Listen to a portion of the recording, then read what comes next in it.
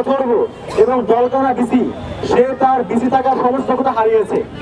আপনারা জানেন কুয়েটের শিক্ষার্থীরা আজকে 24 ঘন্টা যাবত অনশন করে আসছে।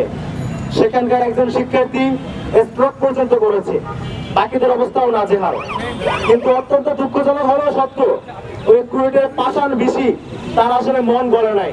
শুধু তাই নয়, যে ইন্ডিয়ান গভর্নমেন্ট ছাত্রদের ম্যান্ডেট নিয়ে ক্ষমতায় বসেছে, ছাত্রদের প্রতিনিধি হিসেবে ছাত্র প্রতিষ্ঠা রয়েছে, তারা এখন খোঁজ খবর নেয় নাই। এই লজ্জা আমরা কোথায় রাখি?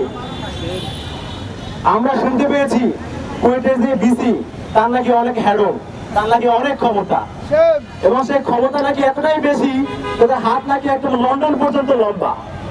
তো আমাদের মনে স্বাভাবিক প্রশ্ন জাগে যে এরকম লন্ডন পর্যন্ত লম্বা হাত, এইটাই কি আসলে তারা যে জোর করে ক্ষমতা আঁকড়ে ধরার যে প্রবণতা, এই প্রবণতার পিছনে তার এই ক্ষমতার তার যে প্রবণতার পেছনে এই লন্ডন পর্যন্ত লম্বা হাত, এই হাতে দায়ী কিনা আমাদের প্রশ্ন জাগে আসলে।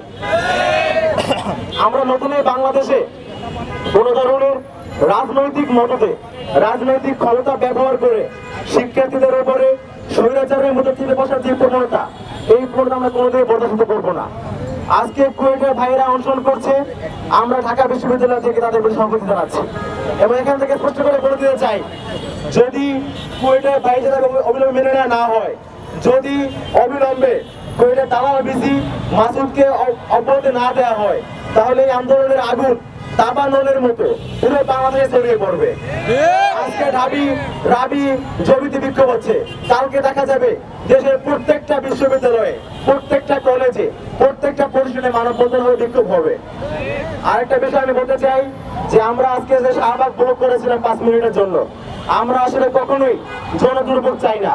আমরা চাই না আমাদের কর্মকাণ্ডের মাধ্যমে মানুষের ভোগান্তি হোক। তবে যদি আমার দাবি মেনে না হয়, তাহলে দাবি মানার জন্য যা করা লাগে আমরা সবাই করবো ইনশাআল্লাহ। আমি সরকারকে অনুরোধ করবো অবিলম্বে শিক্ষার্থী যৌক্তিক দাবি মেনে নিয়ে কুয়েটের অথর্ব বিসি, জলকানা বিসি মাসুদকে অব্যাহতি দিন, শিক্ষার্থীদেরকে তাদের পড়ার টেবিলে ফিরে যাওয়ার সুযোগ দিন। ধন্যবাদ।